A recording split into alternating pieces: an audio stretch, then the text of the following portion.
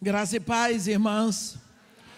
Vamos abrir as nossas Bíblias no capítulo 15 do Evangelho de Jesus Cristo segundo Lucas. Vamos falar sobre um assunto muito conhecido nosso. E aqui nós temos a partir do versículo 8. Lucas 15, no versículo 8, está escrito assim: "O qual é a mulher que tendo 10 dracmas, se perder uma, não acende a candeia, varre a casa e a procura diligentemente até encontrá-la? E tendo-a achada, reúne as amigas e vizinhas, dizendo: alegrai-vos comigo, porque achei a dracma que eu tinha perdido. Eu vos afirmo que de igual modo há júbilo diante dos anjos de Deus por um pecador que se arrepende." Nós sabemos que aqui, nesse capítulo 15 de Lucas, que eu chamo o capítulo das coisas perdidas e restauradas, Jesus Cristo se empenha no assunto de perda e restauração. E aqui ele está ensinando sobre isso. Então ele diz, quando ele fala sobre perda e restauração de vida, ele põe um pastor que perdeu uma ovelha. Esse pastor deixa as 99 no deserto. E ele vai andar. E ele vai procurar. E ele vai procurar. Mas quando ele encontra, ele carrega a ovelha nos ombros. E ele vem carregando o peso da ovelha e ela vem num anais no colo dele. Porque a ovelha, quando se perde, ela sai deixando o rastro. Ela sai fazendo fofoca, ela sai falando mal do pastor, ela sai deixando rastro onde ela passa. Então é fácil o pastor sair no rastro dela. Mas se ele for, que alegria encontrar aquela coisa. E ele carrega. Então, isso se chama perda e restauração de vida. Porque o pastor sabia que ela ia morrer totalmente. E ele traz. Quando ele fala sobre perda e restauração de relacionamentos, ele coloca um pai com o filho. É o filho que nós chamamos filho pródigo. Mas quando ele vai falar sobre perda e restauração de valores dentro da casa, ele vai colocar uma mulher. E ele diz assim: qual é a mulher que tendo 10 dracmas, se perder uma, não acende a candeia, varre a casa e procura diligentemente até encontrá-la, e tendo encontrado, reúne as amigas e vizinhas, dizendo: alegrai-vos comigo, porque eu achei a dracma que eu tinha perdido. Não foi a família que perdeu, não foi o marido que perdeu, foi ela. Aqui ele põe uma mulher, porque da porta da casa para dentro é a mulher que dá a direção. Nós sabemos que a mulher recebe um título de dona de casa. Ela é dona mesmo. Da porta da rua para casa é ela. Nós temos sonhos, nós temos planos. E quando nós temos a nossa casa, nós temos valores estabelecidos. E existem valores que eles podem ser negociados, mas existem valores inegociáveis. Nós sabemos também, como filhas de Deus hoje, que Jesus Cristo vem para nos tirar do mundo dos valores perdidos. O mundo vai se degradando cada vez mais, mas nós estamos aqui. E muitas vezes nós somos levados a copiar ou a deixar que esses valores, eles penetrem na nossa casa e eles permeiem a formação da nossa casa. E quando descobrimos que tudo está estragado, nós choramos, nós sofremos, mas nós permitimos que eles entrassem. Então, nós precisamos estar atentos. Eu queria aproveitar o nosso tempo para falar 10 minutos, talvez menos, sobre uma coisa.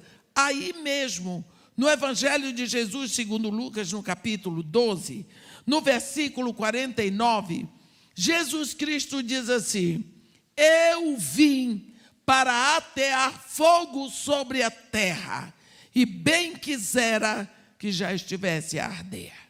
Você diz, mas não é possível que Jesus diz, está escrito. Na minha Bíblia está escrito em letra vermelha. Não tem essas Bíblias que todas as palavras de Jesus estão em letra vermelha. É Jesus quem diz, eu vim para atear fogo sobre a terra. E bem quisera que já estivesse a ardê-la. Nós pensamos por quê? Observe, João Batista diz assim, eu vos batizo com água para arrependimento. Mas depois de mim vem um varão de cujas sandálias eu não sou digno de desatar as correias. Ele vos batizará com fogo e com o Espírito Santo. Eu não discuto sobre batismo, mas a palavra batizar significa imergir. O que João está dizendo é que ele imergia as pessoas naquela água escura do Jordão. Quando a pessoa saía dali, ela estava toda molhadinha, a água ia descendo. E aonde ela passava, ela ia molhando. Mas Jesus Cristo vem batizar no fogo. Então, ele toma você e ele imerge você no fogo. E quando você sai dali, o fogo não vai descendo. Você é uma tocha de fogo apontando para cima. Por quê? Nós sabemos que o fogo é um dos 8 símbolos do Espírito Santo.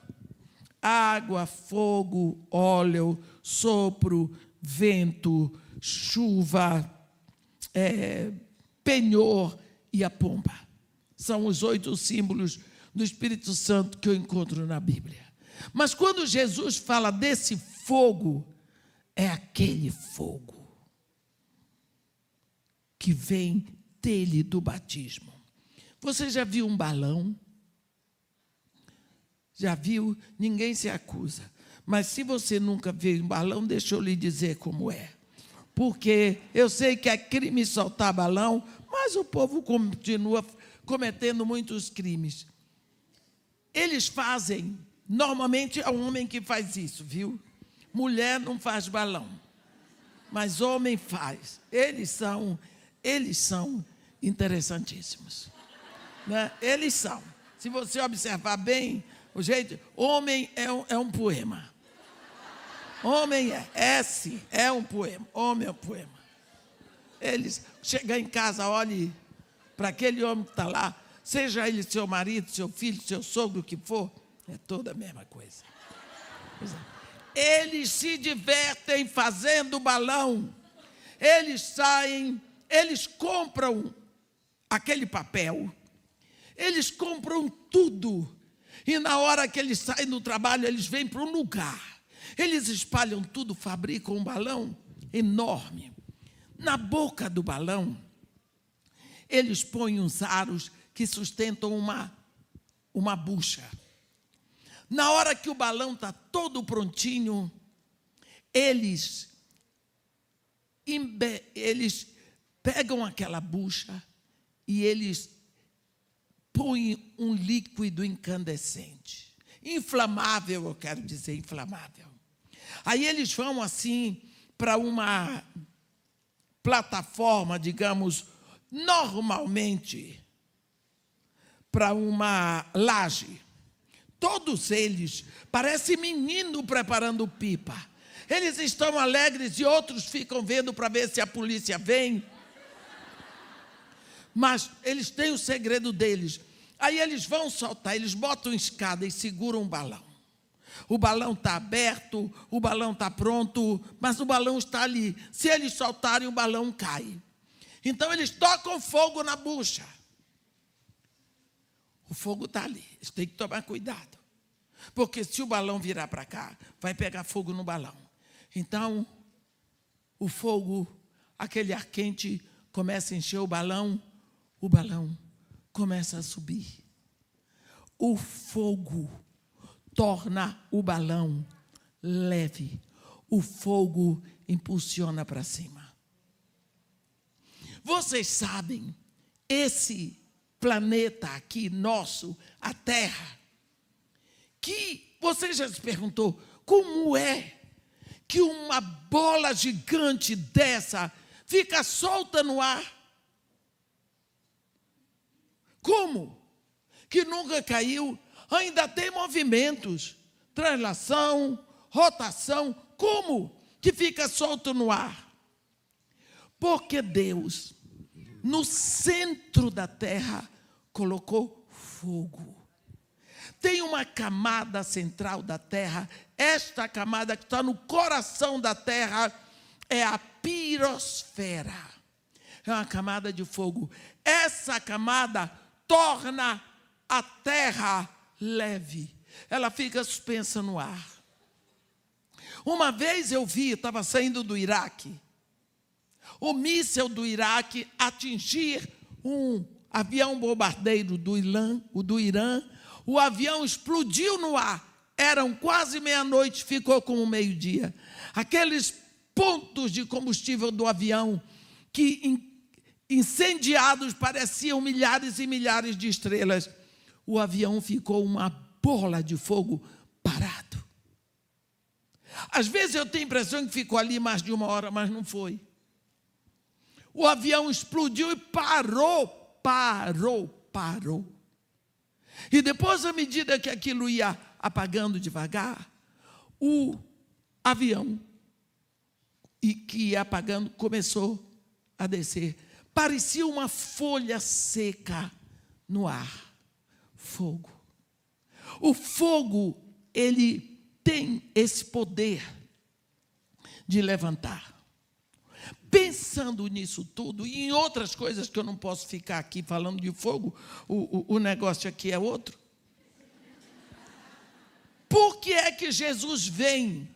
Ele vos batizará com fogo e com o Espírito Santo. Jesus Cristo vem, ele imerge você no fogo.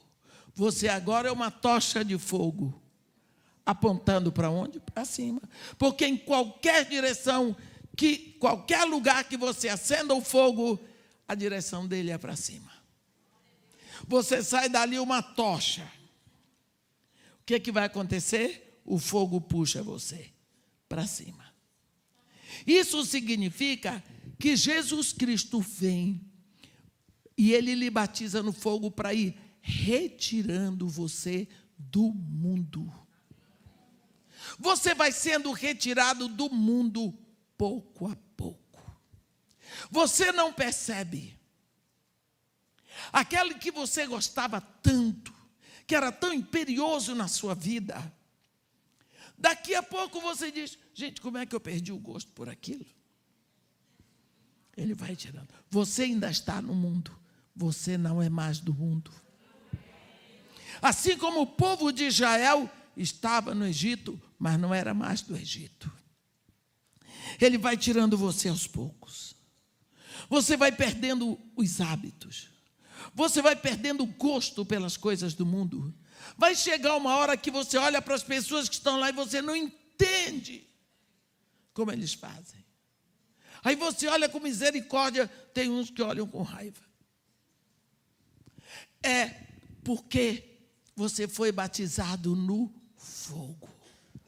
Eu vim para atear fogo sobre a terra. Você é mulher. Você é mãe.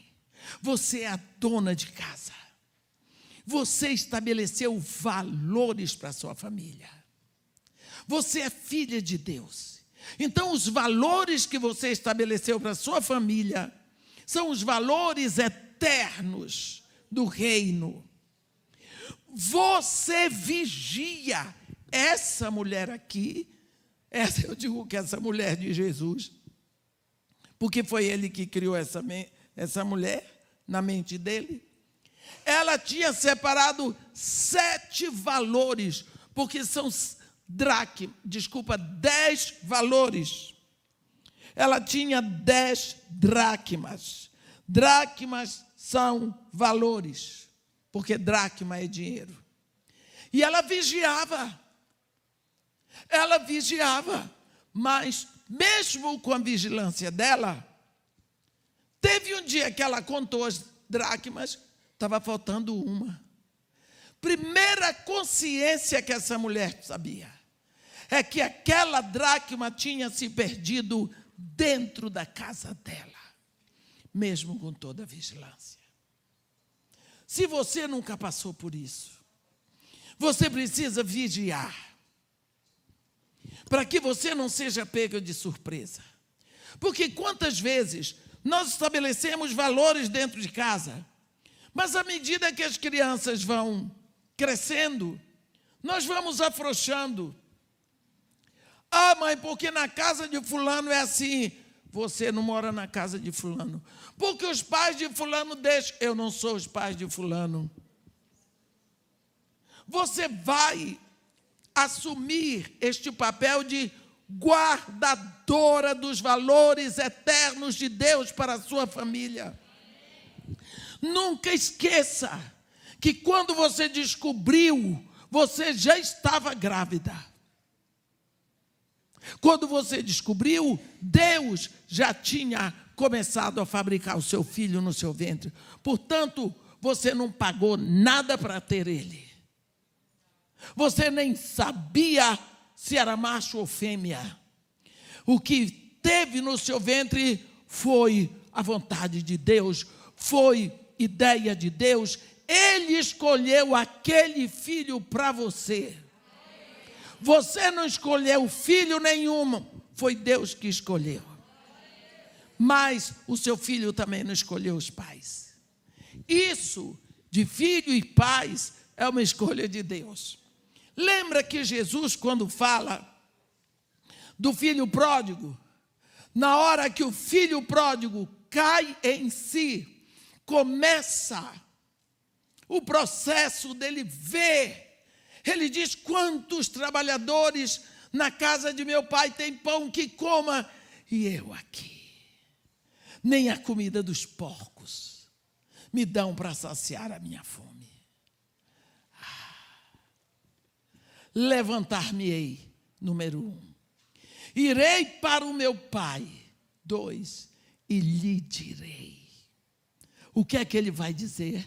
Pai, pequei contra os céus e contra ti. Mas o primeiro pecado dele foi contra os céus. Por quê?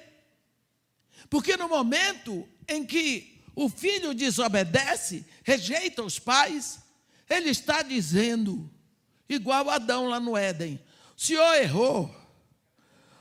Porque Adão disse para Deus: a mulher que tu me deste. Quer dizer, o Senhor fez uma coisa porcaria. Olha o que ela fez comigo, a vítima do Adão. Né? Ele não gosta do que Deus fez para ele. Ele rejeita os pais que Deus escolheu para eles. Não é? Então o pecado dele primeiro é contra Deus e depois contra o pai. E nós sabemos perfeitamente, toda mulher que tem filho sabe, eu não escolhi esse daqui. Eu amo como a minha vida, mas não fui eu que escolhi. Mas o filho tem que saber, não fui eu que escolhi. Não fui eu que escolhi. Foi Deus que escolheu os pais para mim. Então, por causa disso, a sua responsabilidade é tremenda. Você estabelece valores do fabricante do seu filho, porque ele fabricou e deixou um manual para você seguir na condução daquele filho. Você estabelece valores, mas você tem que estar atenta para não perder os valores. À medida que os filhos vão crescendo, você vai afrouxando. Você que dizia que não deixaria seus filhos dormirem na casa de ninguém, quando ele tem 9 anos, você deixa, é a noite do pijama. Você sabia que quando depois as pessoas vêm dar testemunho, vêm falar comigo, elas foram tocadas por uma colega, porque dormiram com a colega, na festa do pijama. Acontece com os meninos também, porque você não vigiou. Nós estamos no mundo, este mundo inteirinho jaz no maligno. Este mundo é mundo caído, você não pode mudar esta realidade. É preciso que você esteja atenta o tempo todo.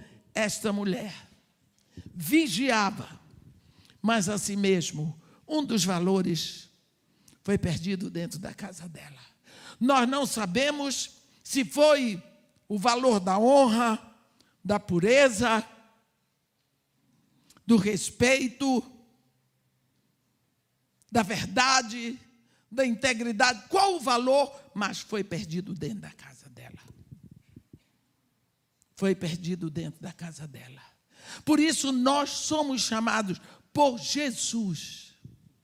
Aqui, quando Jesus Cristo fala sobre perda e restauração, quando se trata de valores domésticos, valores familiares, ele não coloca um homem, ele coloca uma mulher. Ele diz para nós que nós somos as guardiãs.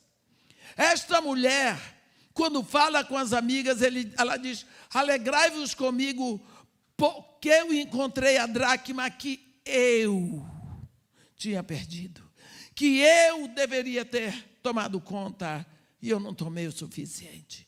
Eu não guardei, eu afrouxei a vigilância. Nós precisamos saber que filhos crescem, e nós precisamos tomar conta. Eu tenho ouvido do meu filho: mamãe, eu agradeço a senhora que a senhora não desistiu, porque eu fui dura. Eu fui. Eu era criticada. No dia que ele se formou, em plena UERJ, ele chamou um colega para botar uma faixa para mim: mamãe, obrigada que você não desistiu. Foi desse jeito. Porque tem filhos que dão mais trabalho. Você não pode afrouxar, porque existem assuntos que você não pode negociar. Você não pode negociar. Quantas vezes nós vamos mudando, porque ele está crescendo, tem que ficar melhor. Agora, por que é que você ensinou seu filho a tratar bem as pessoas que chegam dentro de casa? Oi, tia, como vai a senhora? Muito obrigada, por favor, com licença. E agora que ele cresceu, ele diz para a mãe assim: tchau, passa perto da visita e não diz nada. Mal-educado. Mal-educado. Cheguei na casa de um pastor uma vez, tem muito tempo. A menina dele chegou da escola meio-dia de sexta-feira e disse: oi. Eu olhei para a cara dela, nem lembrei, meu nome não é Oi? Uma garotinha pernóstica. Fomos para a igreja, tudo começou. Sábado a menina era mal-educada. Aliás, ela era sem educação. Quando foi domingo, nós viemos da igreja. Eu estava hospedada na casa do pastor. Eu não estava mais podendo ver aquela menina.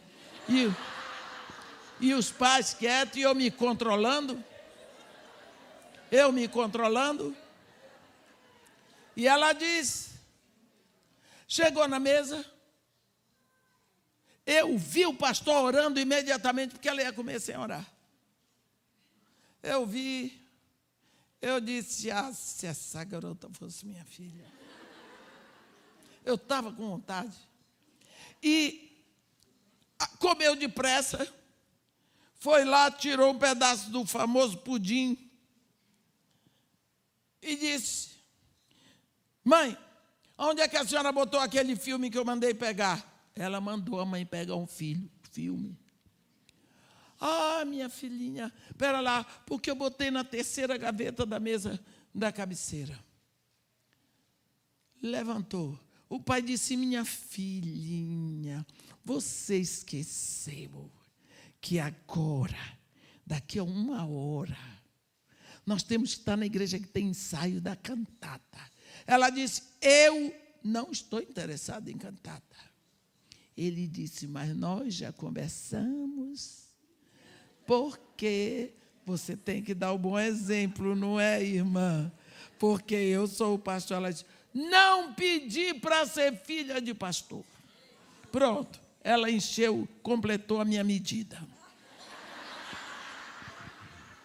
Eu disse para ela, deixa eu dizer uma coisa para você, você falou uma grande verdade. Você podia ir para o púlpito para pregar isso que acabou de dizer. Eu não pedi para ser filha de pastor. Isso é verdade. Porque nenhum filho pede a Deus o pai que quer ter. Isso é uma coisa da conta de Deus, não é da conta do filho nem do pai. Mas vou lhe dizer, o pastor também não pediu para ser seu pai. Porque ninguém no mundo com sanidade mental gostaria de ter uma filha como você. Eu disse.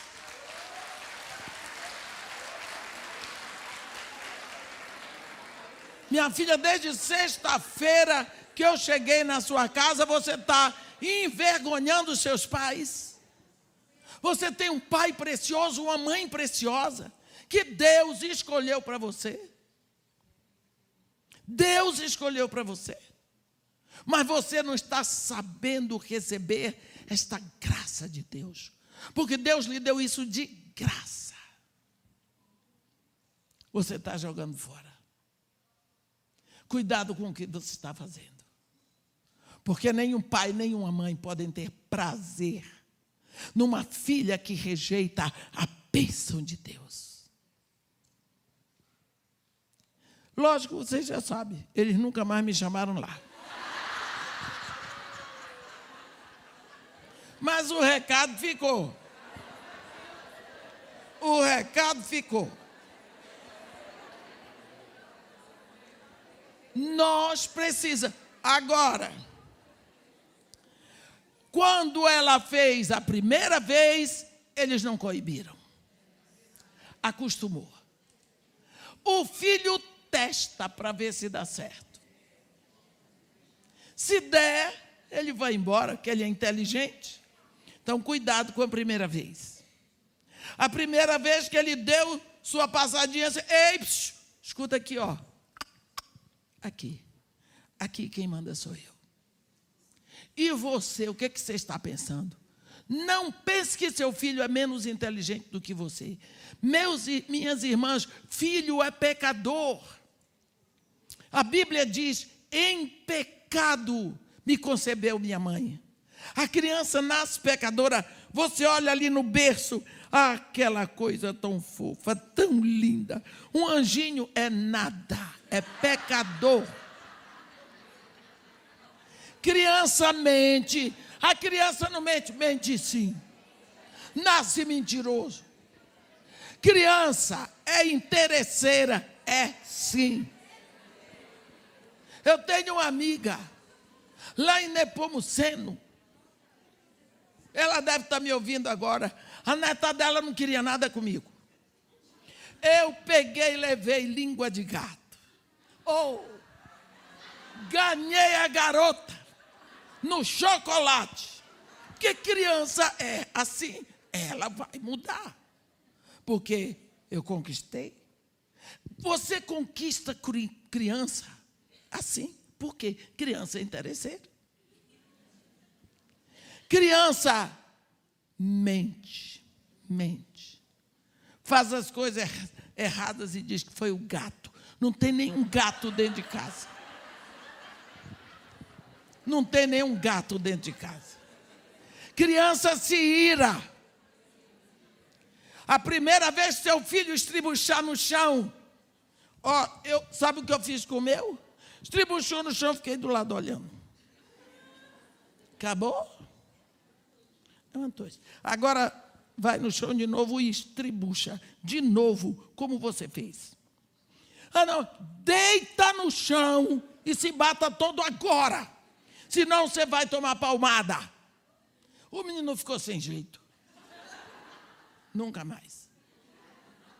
Na primeira vez, nunca mais precisei fazer isso. Eu não estou dizendo que eu sou uma perfeição para ensinar, mas estou dizendo, minhas irmãs, que nós precisamos ser atentos.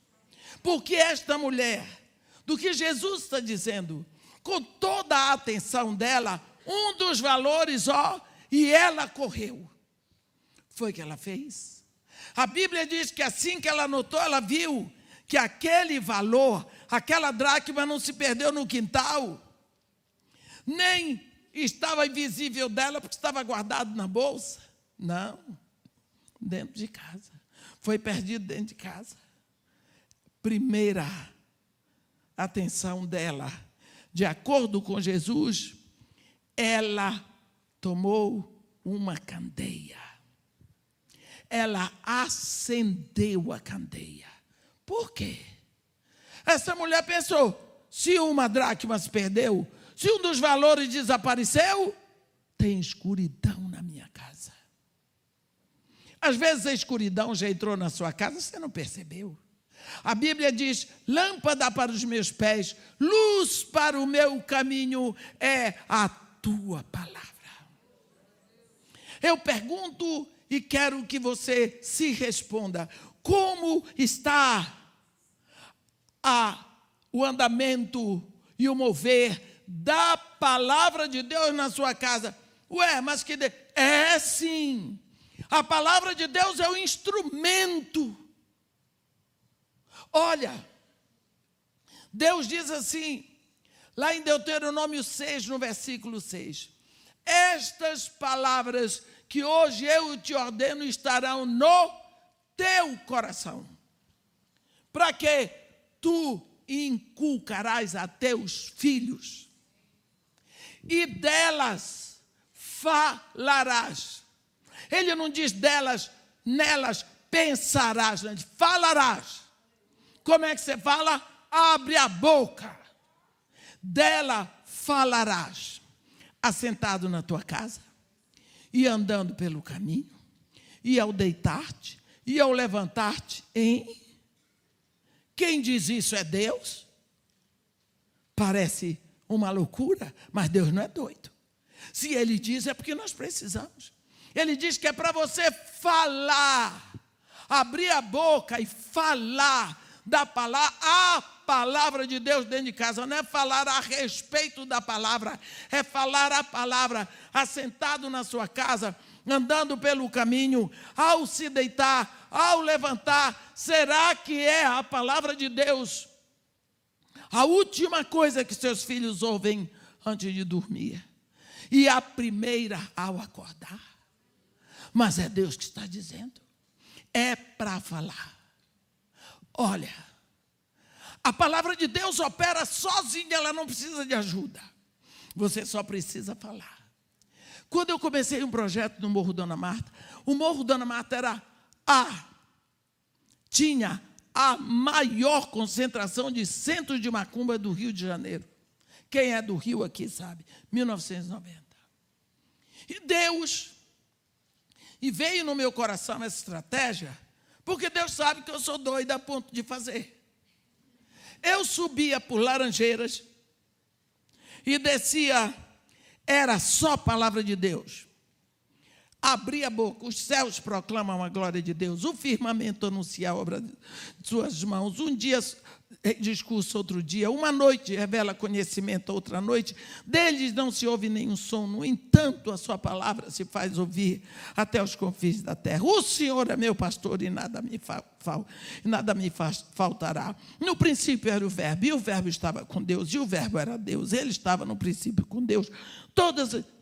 Eu ia dizendo só palavra de Deus, nenhuma minha, abrindo a boca. E a gente na minha frente, cortando pescoço de galinha preta, tinha que ser preta, galinha preta. E gente atrás de mim com fuzil na mão. Eu digo para vocês, eu tremia toda por dentro. Tremia, chacoalhava por dentro, a voz falhava, mas quando eu acabava ali, que eu chegava lá no ponto, lá embaixo, na casa de Maria e Marta, eu tremia toda. No início, eu me segurava para não molhar a minha roupa. Eu tremia. Eu chorava à toa, soluçava seco. Eu tinha medo.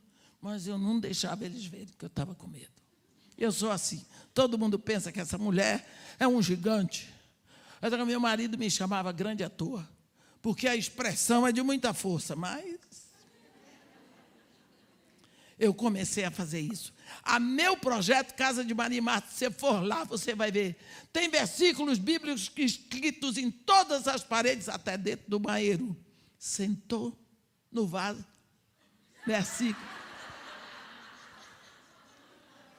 Por quê? Porque eu creio no que está escrito. E eu entrei lá em 1990.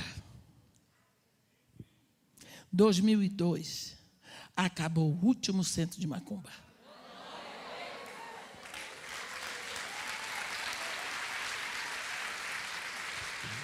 Eu pensei que eu ia fazer isso 2 meses e ia acabar tudo. Não, foram 12 anos. Mas a palavra de Deus, a Bíblia diz que ela é martelo que quebra a penha.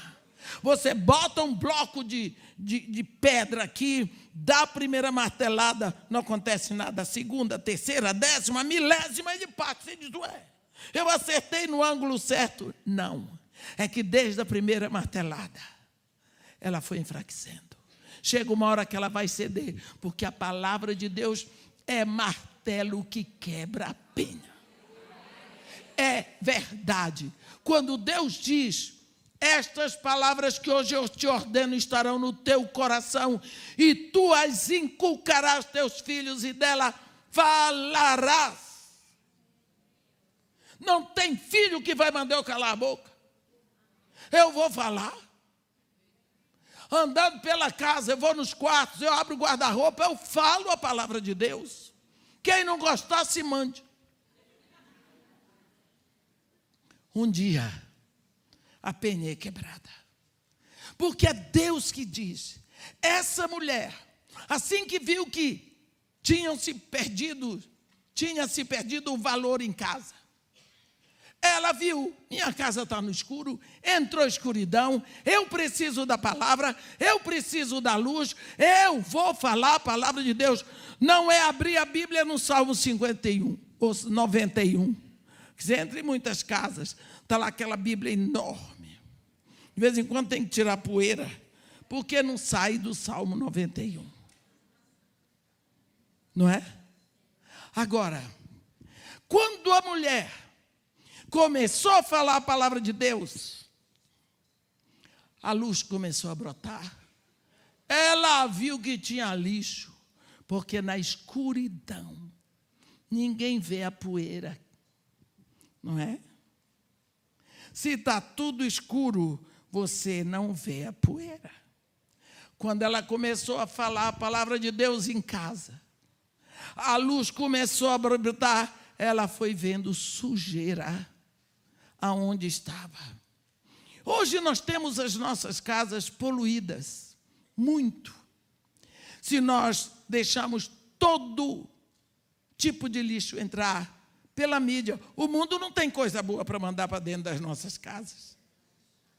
Outro dia, era mais ou menos 3h30 da tarde. Nós estávamos em casa, eu tinha trabalhava. Eu disse, Ângela, eu vou descansar aqui 15 minutos. Eu vou parar, sentei na poltrona, o que é que a gente faz? A mão vai direto no controle. Pá. Estava passando um carro, olhei de um lado para o outro. Eu sempre procuro o filme dos anõezinhos no canal 52, mas não tinha lá um programa chato que se repete. Eu peguei para o filme um canal de arte, porque tem balés lindos. Eu gosto de balé, eu não danço, mas na minha alma eu sou uma bailarina. Tem concertos maravilhosos. Tem história de escritores. Estava passando um filme de arte. E vem e tudo, entra a moça lá com o computador dela, numa sala, botou em cima da mesa e foi e falou no celular e no computador. Eu não sabia o que era, mas eu estava querendo ver se pegava o veio da história. Uma moça muito bonita. Daqui a pouco entra uma e sentou num sofá que vinha aqui. Daqui a pouco estava uma cena horripilante de homossexualidade. 3h da tarde. Época de férias. Eu sei porque meus netos estavam de férias. 3h da tarde. E se a minha filha está no consultório? E a minha neta de 14 e a outra que vai fazer 11 e o meu neto de 16 estão vendo aquele programa. Que tal? Qual era a imagem que ia ficar fixada na mente deles? Olha o lixo que entrou. E agora como que você vai varrer? Essa mulher viu que tinha entrado o lixo. O lixo entra pela televisão, pelos livros, pelas notícias que eles ouvem, pela internet do celular deles. O lixo entra e vai poluindo, mas se você não tirar o lixo, eles vão se adaptando. Eu conheço uma moça, a Ângela. A Ângela é uma pessoa toda arrumada. Ela tem não sei quantas, como é que chama? Aquelas bolsinhas de guarda. Essa bolsa, ela bota isso. Necessaire. Essa é disso, essa é daqui. Eu nunca vi uma pessoa com tanta necessaire. Ela é toda arrumada. Você já olhou para ela, né? Toda arrumada. E eu sou uma benção. Então eu chego em casa, aí eu jogo o sapato lá, coisa, porque eu já tenho outra coisa para fazer. Eu tenho 2 malas prontas para viajar, é só botar o resto das coisas e eu já vou. Eu não tenho tempo. Minha mesa tem livro espalhado. Livro. A Ângela não, ela é. Até o jeito dela. Eu disse para ela, minha filha, eu sou um troco de aroeira invernizado. Porque ela é toda certinha.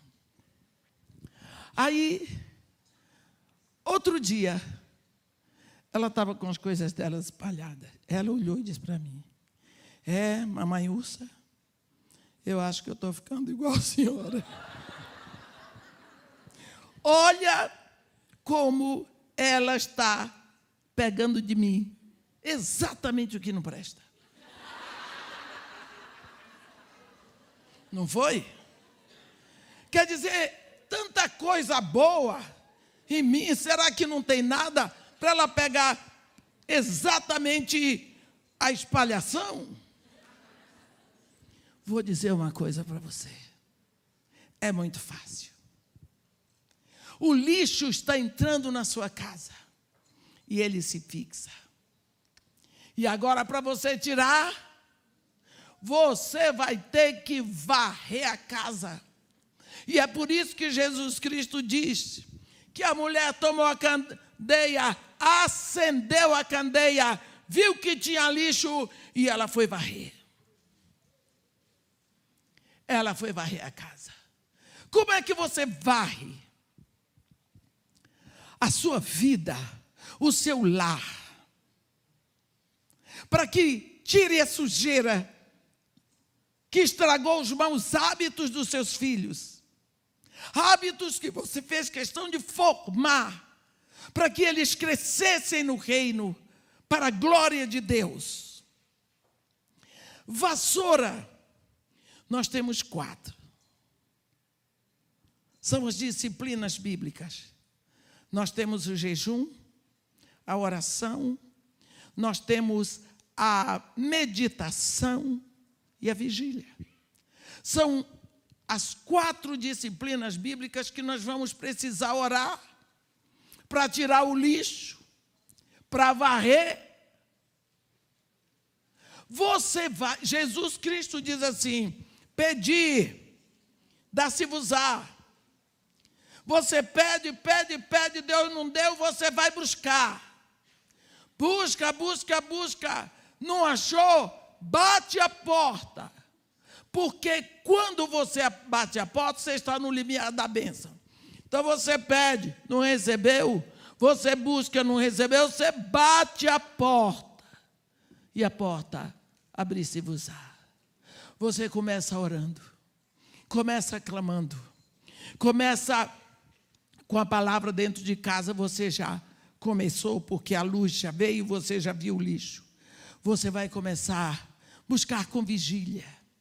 A vigília, você pode fazer, minha irmã. À noite tem 4 vigílias, estão escritas na Bíblia. A primeira vigília é das 6 da tarde às 9 da noite. A segunda é de 9 à meia-noite. A terceira é de 1 hora da manhã até as 3. E a quarta é de 3 às 6 da manhã. Você escolhe uma dessas vigílias para fazer. Como é que você faz essa vigília? Vai dar sono. Anda. Você deixa o mafioso do celular, não permita, porque se eu fosse o diabo, eu ia tentar dissuadir você desse plano. Ande. O que é que eu vou fazer durante a vigília? Leia um salmo, leia um capítulo, fala com Deus, chora, diz, canta um hino, mas fica aquelas 3 horas, dizendo para Deus: Senhor, eu estou em vigília, eu estou diante de Ti pela minha casa. Olha o que está acontecendo. Eu confesso o meu pecado. Eu fui leviana. Eu não tomei conta. Eu não soube fazer. Eu quero lhe dizer que quando Deus botou aquele filho no seu ventre, Ele sabia que você não sabe educar. Ele sabe. Mas Ele quer que você o convide. Ele quer que você dependa dEle. Porque Ele tem para derramar a graça para você, que vai mudando você, e à medida que você vai buscando, você vai sendo transfigurada. E você vai aprendendo. E quando chega na hora que Deus está fazendo uma obra em você, para fazer uma obra na sua casa, então Ele começa a obra, Ele não vai parar. Vai confessando, vai dizendo. Sabe quando Deus chamou Moisés? Ele deixou Moisés fazendo 40 anos de estágio. Moisés não sabia ser pastor. Moisés era um príncipe egípcio, da melhor cultura, da melhor formação. Devia ser metido que só. Matou o egípcio, correu. Mas ele não sabia ser pastor. Deus deixou ele 40 anos pastoreando as ovelhas de Jetro no deserto. Porque ele ia ter que pastorear as ovelhas de Deus no deserto. O trabalho de Moisés foi no deserto. Moisés, o ministério dele foi no deserto, até o limiar da terra prometida não entrou. Mas ele nunca entrou na terra prometida. O que eu quero dizer é que Deus sabe que nós não sabemos. Mas Ele quer que nós vamos beber na fonte que é Ele. Ele quer que nós o busquemos. Eu tenho impressão que às vezes ele fica pensando, eu não entendo esse povo. Eles estão precisando. Eles sabem que eu tenho para dar. Eles sabem que eu quero dar. Por que não clamam por mim? Olha, tem um momento tão lindo lá em Êxodo 3. Êxodo 3. Quando Deus diz assim, Moisés, eu vi, olha o verbo, hein? Eu vi a aflição do meu povo Israel. Eu ouvi o seu clamor e desci para tirá-los da terra do Egito e levá-los à terra que mana leite e mel. O povo estava sofrendo, Deus estava olhando. Ninguém clamava por ele. Então ele não podia se intrometer, porque Deus não é intrometido. Ele lhe deu a liberdade para escolher. Você escolheu se virar sem ele, ele não entra. O povo sofreu, Deus foi deixando, estava olhando. Aí eles clamaram. Quando eles clamaram, Deus disse, então agora sou eu. Aí Deus disse, ouvi o seu clamor, desci. Deus queria descer. Estava na hora de Deus fazer a obra. O povo não clamava por ele. Quem sabe está acontecendo conosco. Nós estamos sofrendo no nosso orgulho ou na nossa preguiça e não clamamos por Deus. Como é que ele vai fazer? Você tem a vigília, você tem o jejum. Você não precisa fazer um. Tem 3 tipos de jejum na Bíblia: o jejum normal, jejum total, jejum parcial.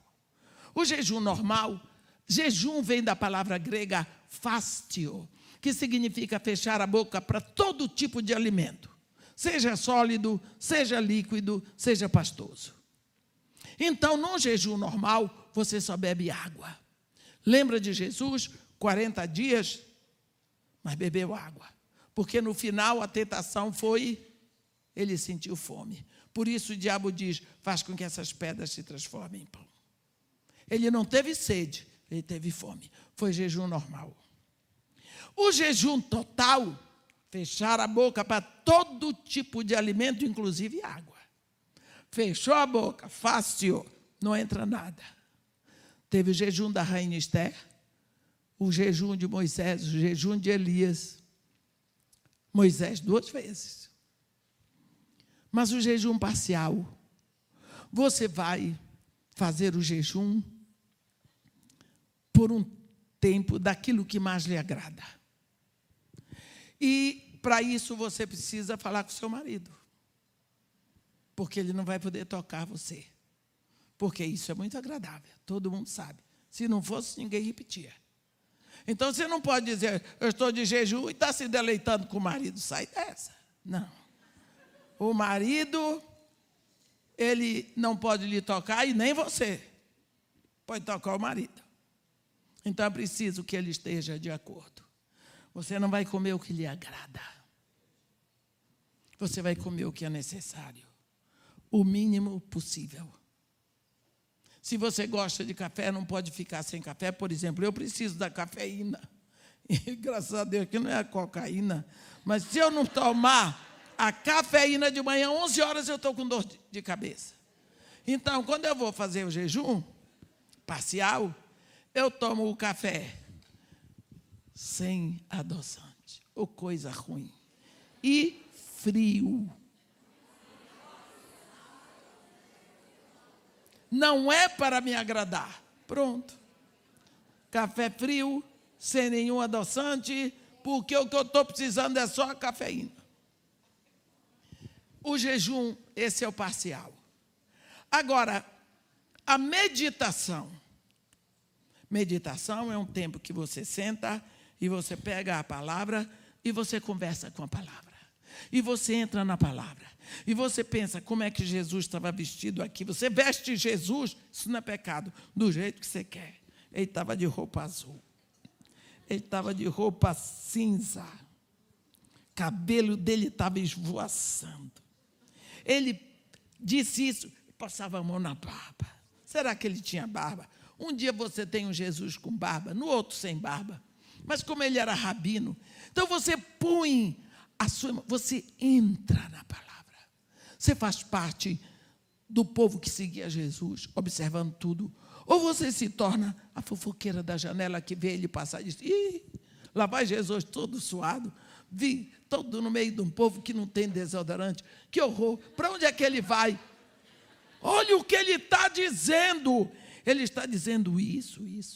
A meditação é entrar.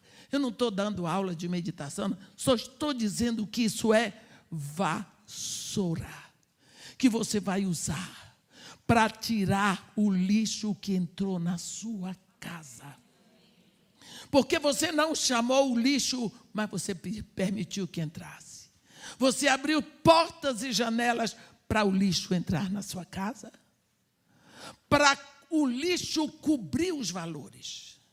E se você não está usando a palavra de Deus dentro de casa, vem a escuridão. Você não vê o lixo? Depois você não sabe como tirar o lixo. Jesus Cristo diz que se você faz isso com diligência, com determinação, chega a hora que você expõe para todo mundo, viu? Ela dá o testemunho. Eu encontrei a dracma que eu tinha perdido. Olha como estão os meus filhos todos indo para a igreja. Olha que nós restauramos o culto doméstico dentro da nossa casa. Ó, o maridão está até entregando dízimo. Não é? Está até entregando o dízimo. O que eu quero dizer, minhas irmãs, é que nós somos as responsáveis pelo que acontece dentro da nossa casa. E nós precisamos determinar o final desse processo. Quantas mulheres vêm falar comigo, sofrendo pelo que está acontecendo? O que é que eu faço? Vocês não sabem o número de mães chorando. Irmã, eu não vou ter um neto. Minha filha única, nascida e criada na igreja, resolveu que agora ela está assumindo um relacionamento com outra mulher. Como que vai ter filho? Irmã, eu não sei o que falaste. Meu filho assumiu esse comportamento. Nascido na igreja, criado na igreja. Meus irmãos, a formação espiritual não é a igreja que dá. A formação espiritual, ela é feita em casa. Estas palavras que hoje eu te ordeno estarão no teu coração, e tu as inculcarás a teus filhos, e delas falarás assentado na tua casa e andando pelo caminho, e ao deitar-te e ao levantar-te. É responsabilidade nossa. A igreja ajuda muito na escola dominical, na pregação da palavra, nos congressos, mas a responsabilidade é da casa. É lá que nós vamos formando os nossos filhinhos. E assim mesmo, eles estão no mundo. E eles podem ser atingidos. Nós vamos saindo, vamos deixando essa educação mundana. Irmã, o que é que eu posso fazer? Você pode acender a candeia e quando vê o lixo, você começa a varrer. Porque nós já fomos transportados do império das trevas. Nós estamos sendo tirados do mundo pouco a pouco. Que Deus nos abençoe e nos guarde. Que faça resplandecer seu rosto sobre nós. E tenha misericórdia de todos nós. Amém.